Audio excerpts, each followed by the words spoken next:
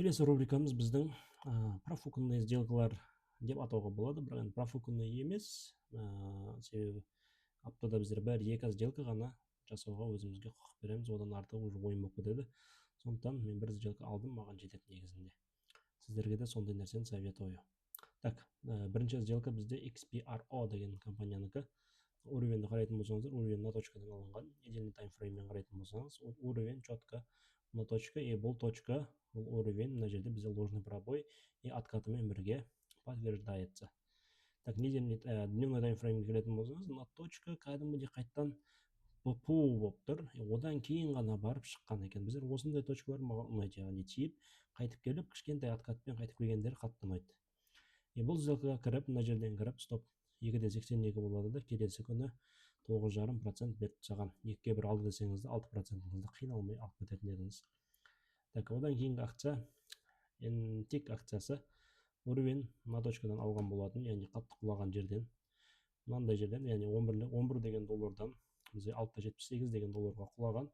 Осы жақтан бізде уровень пайда болған. Мына жерде опаснылы, бірақ дневканы қарайтын болсаңыздар, мына жердегі накоплениядан кейін барып шыққан ПСУ, БПУ1 мына жерде точ уровеньдерге тиген. Ложный пробой БПУ2 потом барып шыққан, яғни кішкентай бір ретесінен кейін шықты. Егер мына точкадан кіріп, стопыңызды осы уровеньнің астына қойсаңыздар 4%, сіз келесі бір 2 күнде 2-ге 1 алып кетуге шанстарыңыз бар. Еді даже кіріп 5% қойды деген кезінде де 1-1,5-ға алып кетуге болатын еді. Одан кейінгі акция бізде MVO деген акция. Бұл акция несімен әдемі, бұл акция қатты құлағаннан кейін мына жерде біздер құлаған это 17 ноябрь болған, и почти 1,5 ай, почти 2 ай бойы накоплениеде тұр. Енді дневной таймфреймді қарайтын болсаңыздар, уровень четкий, уровень БСУ, ложный пробойдан кейін шығады. Только мына жерде мен кірген жоқпын. Неге? Себебі қарап отырсаңыздар, мына точкадан 3 күннің ішінде 1 деген ценадан 3 күнде 63% жүріп тастаған. Содан кейін кірген жоқпын сделкаға. Хотя осы жерден кірген кезде келесі күні 49% беріп тастаған болатын. Мен стопым 5% болатын еді. Яғни быстрый подход болған кезде по стратегии кірмейміз. Бірақ хотя отработал уровень. Яғни бұл жердегі мақсат уровеньнің отработкасын көрсету. Так, одан кейінгі компаниямыз біздің CTS деген компания. Уровеньді қарайтын болсаңыздар, уровень мына точкадан алған болатынбыз изначально, и оны көретін боламыз қазір қалай жұмыс жасаған.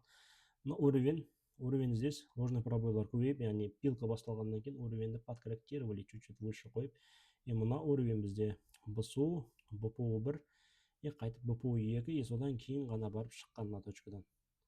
Шыққан жерден кіретін болсақ, стопымыз осы уровеньнің астына, уровень емес, бардың астына кішкентай барып себебі почти 2% болады стопыңыз, и сіздер 3 күннің ішінде 3-ге 1 алып кететін едіңіздер.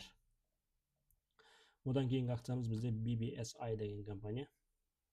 Недельный таймфреймді қарайтын болсаңыздар, қатты құлаған, яғни 40 доллардан, почти 41 доллардан 33 долларға дейін құлаған. Бізде мына жерде уровень бар. Бұл уровень бізде зеркальный болып келеді, но бізде недельный таймфреймдегі БПУ мен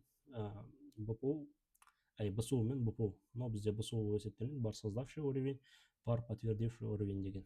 И дневной таймфреймді қарайтын болсаңыздар, дневнойда да бұл уровеньге тигеннен кейін кішкентай бір 2 ложный пробойы бар.